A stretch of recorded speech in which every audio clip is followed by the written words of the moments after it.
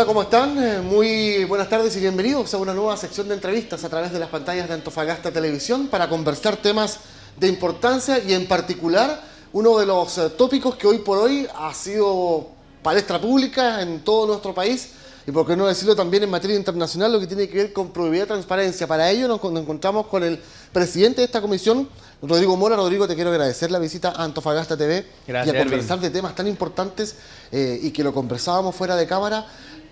Hay medidas, pero la gente todavía no las percibe, no las conoce. Vamos directo al grano, Rodrigo. ¿Qué es esta comisión de probidad y transparencia para que la gente más o menos vaya entendiendo cuál es el motivo también de tu visita a la ciudad? Mira, sí, muchas gracias por invitarme. Estoy feliz de estar en Antofagasta. Hemos tenido una gran recepción y mucho interés de los medios de comunicación. Estamos súper contentos. Mira, la Comisión de Probidad y Transparencia es una unidad, una oficina que depende del Ministerio Secretaría General de la Presidencia, que está comandado por el ministro Nicolás Aguirre. Nosotros somos las personas que coordinamos la implementación de la Agenda de Probidad y Transparencia dentro del Estado de Chile y en particular monitoreamos también estratégicamente que los proyectos que salen del Congreso despachados se cumplan y se cumplan efectivamente. Es decir, tenemos una gran labor que es la labor de implementación de la política, porque en el diseño de la política el Ministerio trabaja arduamente. Hay un grupo de profesionales muy destacados ahí que van toda la semana al Congreso ahí a discutir las leyes, a negociarlas. Después salen del horno y eso no es suficiente. Cuando salen las propuestas del horno tienen que ser materializadas y eso es lo que nosotros hacemos básicamente. Perfecto. Rodrigo, ¿es posible hablar hoy en Chile de transparencia, por ejemplo, o probidad, tomando en cuenta el título justamente de esta comisión? Te lo pregunto porque conocemos el tiempo histórico, sabemos por el estado que está atravesando Chile, particularmente con su política, con el empresariado, en fin, y la gente en definitiva no confía casi en absolutamente nada. ¿Qué conlleva esta nueva ley o este proyecto de probidad y transparencia del gobierno de la presidenta Bachelet? Hay que decir una cuestión bien importante. Chile es un país que no es corrupto si uno mira los estándares internacionales. Ya. Chile es un país donde las instituciones funcionan, en el fondo. Si uno mira, por ejemplo, los carabineros, los jueces, el registro civil en general, o sea, ve todas las grandes instituciones del país, impuestos internos en general, la mayoría de las instituciones funcionan. La corrupción no es un fenómeno como que en el fondo uno pudiera decir que hayan países liberados de corrupción. Por ejemplo, Islandia, que es un país que queda en el extremo norte del mundo, siempre ha sido un país muy modelo en materia de integridad, de buena vecindad, de buenas costumbres, y su primer ministro acaba de renunciar por el tema de los Panama Papers. ¿Se fija? O sea, en todas partes hay corrupción y en todas partes hay conducta opaca de funcionarios públicos. ¿Cómo es que se mide en el fondo si un país está combatiendo bien la corrupción o no? Al igual que cuando uno está en un hospital y llega un enfermo, se mide con la rapidez y eficacia que actúa el médico al sanar esa enfermedad. Y aquí yo creo que en este sentido nosotros nos hemos dado cuenta que hay un diagnóstico primero de desconfianza súper potente en la sociedad.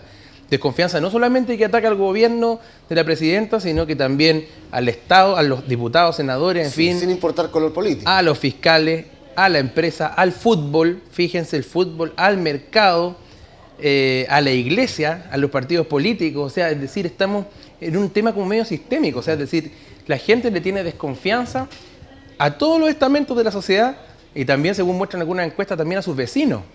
Entonces estamos en un mundo muy difícil. O sea, el país ha cambiado, sí. La gente tiene más información, también tiene más posibilidad en el fondo de acceder a la información directamente y eso se suma a una desconfianza bien importante. Entonces lo que estamos haciendo es tomar ese diagnóstico, juntamos a los mejores del país en esta comisión, que es la Comisión Engel, que la dirigió don Eduardo Engel, que es un muy prestigioso profesor.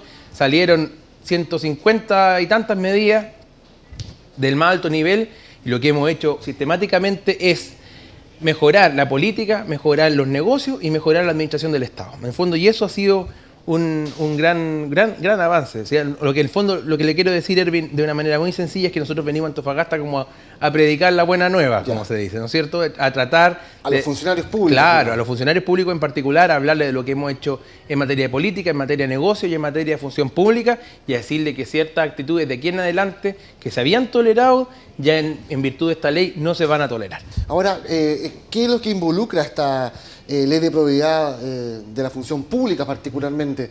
¿Cómo se va a ir tomando en cuenta, por ejemplo, nuestras autoridades que están dentro también de esta normativa y que también lo discutimos fuera de cámara, es un proceso, si es que así se le puede llamar, invasivo a la vida privada, pero necesario, tomando en cuenta la calidad en que va a ingresar esta futura autoridad a un gobierno regional o a un gobierno nacional. Mira, desde el año 1999, más o menos, que aquí se había pensado en el país hacer declaraciones de patrimonio e intereses. A partir de eso, unos añitos después, 4 años después, el año 2003, nace la primera ley de patrimonio e intereses que en el fondo obligaba a ciertos funcionarios públicos, a una gran cantidad, a generar declaraciones al momento de ingresar al empleo público y al momento de salir. Pero en verdad la gente lo hacía al momento de entrar y lo hacía en papel, de una manera súper poco amigable con la ciudadanía. Y ahora en el fondo lo que queremos es hacerla de manera electrónica, con muchos datos, y que los datos privados, digamos, sensibles, queden excluidos de la vista pública, ¿no es verdad? Pero que la ciudadanía sí puede acceder de 2 maneras. En la web para aquellos funcionarios que son críticos, es decir, ministros, subsecretarios y jefes de servicio, y mediante la ley de transparencia, que ustedes sabrán que es un procedimiento súper expedito, en virtud del cual una persona puede acceder a la declaración de un funcionario público y saber sus datos que son relevantes para saber si, 2 cosas, si tiene conflicto de intereses y también si ha incurrido o no en enriquecimiento ilícito, que son muy importantes. Ahora, ¿cómo se determina eso, Rodrigo? ¿Cómo podemos ver si es que tiene conflictos de interés? Pues me imagino que va a haber un currículum vitae de los lugares donde ha trabajado, por ejemplo, una cosa así. Es muy buena pregunta esa. Hay 2 cosas que generan conflicto de interés. Genera conflicto de interés las cosas que uno hizo antes de llegar al empleo público. Porque, por ejemplo, si yo trabajé en una compañía de bebidas, que hace bebidas, por ejemplo, y después me nombran director del Instituto de Salud Pública, por decir, ahí evidentemente podría haber un conflicto de intereses. Perfecto. O en un cargo del Ministerio de Salud, ¿no? Por poner un ejemplo.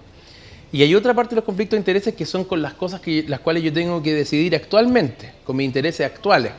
¿Ya? Entonces, todos esos intereses se van a poner en el formulario. Es decir, se van a poner las actividades laborales, profesionales, económicas, que sean remuneradas o no, porque hay muchos intereses que uno tiene que no están asociados a dinero. Por ejemplo, la afiliación a un club deportivo, la afiliación a un partido político, la afiliación a una ONG, por ejemplo. Eso va a estar en el formulario. ¿Y sabes cuál es el deber que tiene el fondo un funcionario público si ve digamos, su independencia comprometida? Es abstenerse. En el fondo, lo que nosotros vamos a hacer con esta declaración es que los funcionarios van a tener, en el fondo, una certeza dada por su propia declaración cuáles son las materias las cuales no pueden decidir y más aún, donde van a estar obligados a abstenerse. Ahora también dentro de esta transparencia se encuentran esposas o esposos de las futuras autoridades también. Exactamente. La transparencia demuestra varias cosas aquí, o sea, o nos va a dar insumos para varias cosas. En primer lugar, que se va a dar cuenta de las actividades laborales del cónyuge o el conviviente civil. Usted sabe que ahora entró esta nueva ley de acuerdo de unión civil, que estableció un nuevo estado civil. Y también la nómina de los parientes que conozca. Ya. Lo cual también tiene que ver para establecer... Se expande un poco más. Exacto, se expande muy fuerte, muy fuerte. O sea, en verdad, si usted mira a nivel comparado, esta es una legislación bien dura, bien draconiana. Es una legislación fuerte la que hicimos. Y eso con el objetivo, en el fondo, de demostrar un compromiso político de verdad para que este problema se solucione. O sea, nos interesa mucho que ser crecientemente competentes en confianza y sacar, digamos, a la ciudadanía, digamos, del descrédito a las instituciones, que como yo le explicaba es un fenómeno global. Pero de todas maneras, nosotros para seguir creciendo, para seguir manteniendo niveles cada vez menores de desigualdad, menores niveles de abuso, necesitamos este tipo de aliciente, este tipo de estímulos, ¿se fija? ¿Cómo aborda la comisión, Rodrigo, por ejemplo, esta indicación enviada por el ministro Burgos a extender penas a fiscales que entreguen información a los medios de prensa? ¿No se cuarta un poco la transparencia, tomando en cuenta que todos estos casos han sido conocidos a la luz pública de esa forma? Sí, eso es muy interesante pregunta, entiendo que está también en la discusión pública, a pesar de que la Comisión de Transparencia y Probidad no está, digamos, en el Ministerio del Interior en lo particular, y de hecho nosotros ni siquiera estamos implementando medidas con los jueces. Lo que sí resguardamos es el acceso a la información pública, es decir, el derecho que tiene todo ciudadano a acceder a la información pública, pero la información pública también es regulada, tiene causales de reserva también.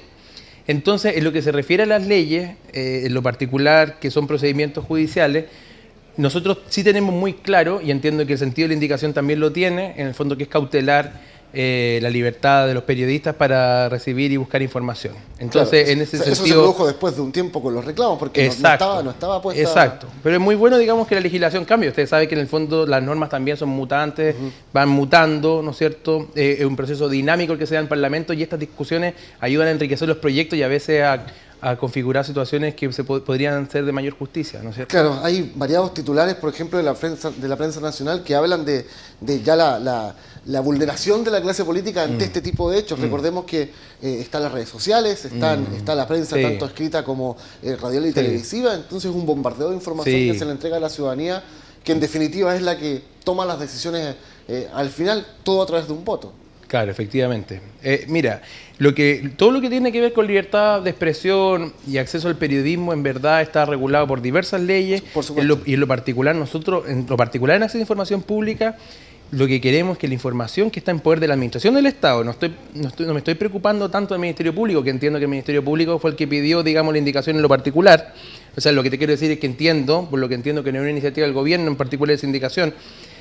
En lo que se refiere a la administración del Estado, nosotros sí tenemos un compromiso de que los funcionarios públicos no coarten la entrega de información pública, al revés, que la puedan entregar con celeridad, con eficacia y que sea información relevante también, porque entendemos, y lo hemos estado entendiendo, nosotros recibimos muchas solicitudes por la ley de transparencia y también aquí en la región, según me comentaba el intendente. Entendemos que esto ayuda en el fondo también a las confianzas. Cuando le piden algo, es como cuando uno tiene un amigo y le quiere pedir algo al amigo y ese amigo, ese socio, le da un poco de la información, ¿no es cierto?, le comparte cosas. Nosotros también queremos ser socios, digamos, corresponsabilidad entre la ciudadanía y el Estado, equilibrar las demandas, equilibrar también las confianzas. Claro, confianzas que se ven quebrantadas durante el último tiempo. Volviendo al tema de esta normativa, nos interesa bastante, y a la ciudadanía también, que nos ha escrito a través de redes sociales con respecto a los papeles que van a jugar los intendentes o, por ejemplo, futuros gobernadores regionales con la elección directa de intendentes. Todo funcionario público va a estar expuesto a esta normativa, eso para dejarlo más que claro. Absolutamente. No se salva a nadie. Así que absolutamente sí, no se salva a nadie y enhorabuena, digamos, no se salva a nadie. O sea, va a ser una ley hecha. Y te voy a decir algo más, como para cerrar. La fiscalización no la tenemos nosotros. Ya, perfecto.